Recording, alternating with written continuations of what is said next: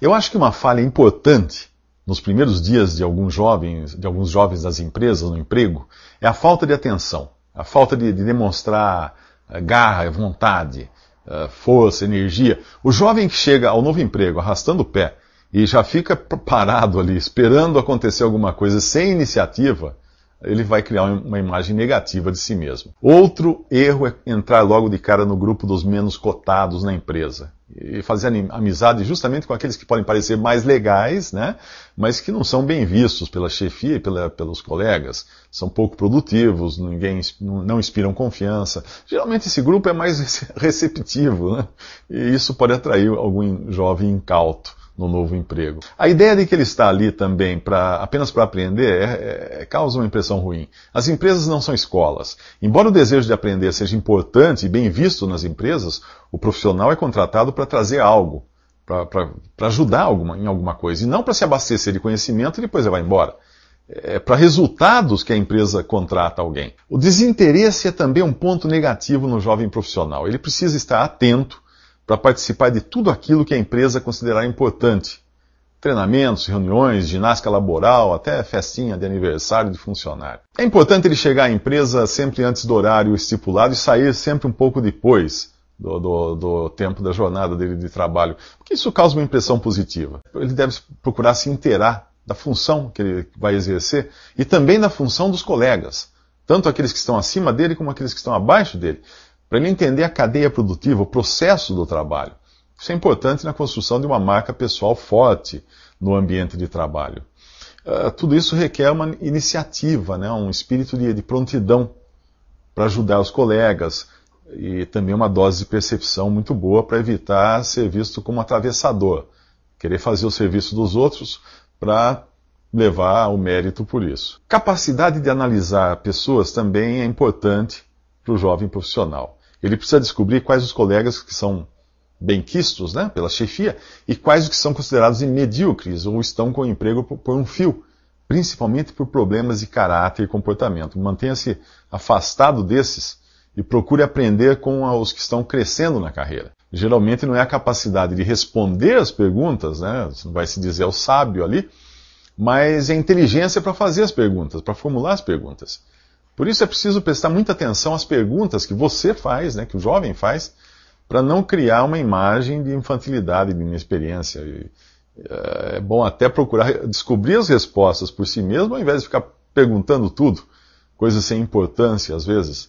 A capacidade de observar e aprender com os outros, como fazer o trabalho, também vai evitar muitas perguntas que poderão ser banais. Por outro lado, é importante ter a humildade de perguntar quando o assunto for importante. E não fazer cara de quem sabe tudo, né? Porque isso a pessoa acaba, às vezes, cometendo erros e depois isso só revela a sua ignorância. Alguns chegam à empresa fazendo justamente o contrário. Eles querem mostrar que sabem tudo e dão palpites em tudo. Tudo que os colegas mais experientes estão fazendo, eles vão lá dar palpite. Não deve fazer assim, não deve fazer assim. É bom manter a boca fechada durante um bom tempo, porque na quase totalidade das vezes, a pessoa que chega a uma empresa não entende logo de cara o trabalho que está sendo desenvolvido ali. Entrosamento também com a equipe é importante, é essencial até nas empresas. Por isso é bom que o novo profissional, o jovem profissional, procure estar sempre com os colegas, também nos horários de café ou refeições. Manter-se isolado pode criar uma imagem de desinteresse, de medo ou até de superioridade. Os recursos da empresa não são para uso pessoal. E por recursos, entenda aí tecnologia e tempo. Os investimentos que a empresa faz em tecnologia, internet e nas horas de trabalho, ela faz esse investimento visando lucro. Por isso é importante definir bem quais as tecnologias que o jovem profissional deve utilizar e quais as atividades que geram ganho para a empresa. Muitas empresas monitoram a correspondência eletrônica e também o acesso à internet, além de alguns ambientes serem filmados. É bom saber que a empresa não tem qualquer interesse em pagar para um profissional ficar ali cuidando de assuntos pessoais. Em alguns momentos, como o horário de almoço, por exemplo, essa atividade pode ser até tolerada pela empresa, mas não durante o expediente, nunca. A linguagem chula, gírias, de forma nenhuma. A intimidade com a chefia também deve sempre respeitar alguns parâmetros. Ainda que alguém seja amigo do chefe fora da empresa, é bom entender que existe uma hierarquia no local de trabalho que deve ser respeitada, né? Além disso, muitos chefes não gostam de intimidades ou brincadeiras por sentirem que isso pode arranhar a sua imagem, a sua autoridade. A pessoa que fica sempre na defensiva é o que eu chamo de simas, o profissional que sempre retruca com sim, mas, né? Tudo que falam para ele. Ele aparentemente concorda, mas está sempre pronto para discordar. Além disso, o profissional que fica na defensiva costuma varrer seus erros para debaixo do tapete, o que pode ser perigoso em algumas ocasiões, e até comprometer os resultados da empresa. O melhor mesmo é admitir o erro quando este ocorrer, se esforçar para corrigir o seu erro e amenizar as consequências dele. Tentar amenizar. É bom lembrar que enquanto uma discussão com alguém na defensiva pode durar horas, admitir o erro põe fim à discussão, o que é também muito mais produtivo. A roupa é importante. Alguns cuidados devem ser tomados logo no primeiro dia, observando como se veste a maioria dos colegas, ou aqueles que são mais bem vistos na empresa. É sempre bom ter cuidado e sensatez, bom senso nisso. Pois um office boy que queira se vestir como diretor, ou um gerente que queira trabalhar de bermudas e camiseta, são igualmente atitudes estranhas, né? Dependendo também da filosofia da empresa, do tipo da empresa. O melhor mesmo é não chamar muita atenção para a roupa e para os adereços, joias, essas coisas, bijuterias, para que o talento e a capacidade sejam os elementos que ocupem o lugar sob os holofotes. Pessoas exageradamente maquiadas, enfeitadas, tatuadas, vestidas de forma espalhafatosa, levam mais tempo para revelar sua capacidade, porque vai demorar mais tempo para que os outros se acostumem com a sua aparência e passem a enxergar o que realmente importa nelas. Mulheres com roupas demasiadamente sensuais no ambiente de trabalho também pode ser tanto um problema, por distrair os colegas, né, claro, como também criar situações embaraçosas, por elas parecerem dispostas a atividades paralelas ao trabalho.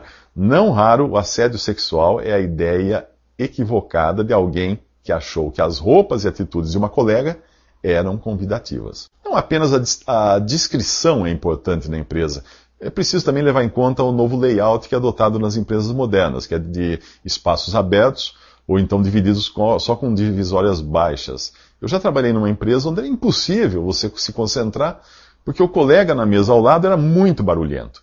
Ou ele falava ao telefone em um volume exageradamente alto, ou conversava com todo mundo, falava com a pessoa lá do outro lado da sala.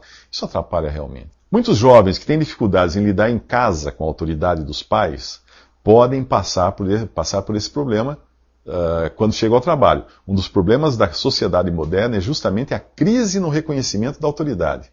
Seja autoridade em casa, na escola, no trabalho, no governo.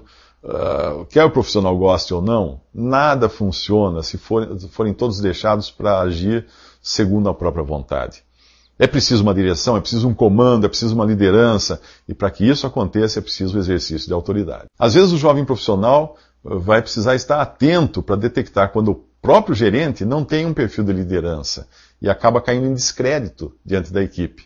Não raro a equipe inteira é penalizada por trabalharem indiferentes à autoridade do chefe, porque esse não conquistou, né, o seu papel. Quando, na verdade, o problema está na falta de espírito e liderança dele, mas a equipe sofre com isso. Em casos assim, é importante o jovem profissional não cair no erro de ser a Maria vai com as outras da equipe e manter-se dentro daquilo que é exigido na relação chefe-subordinado.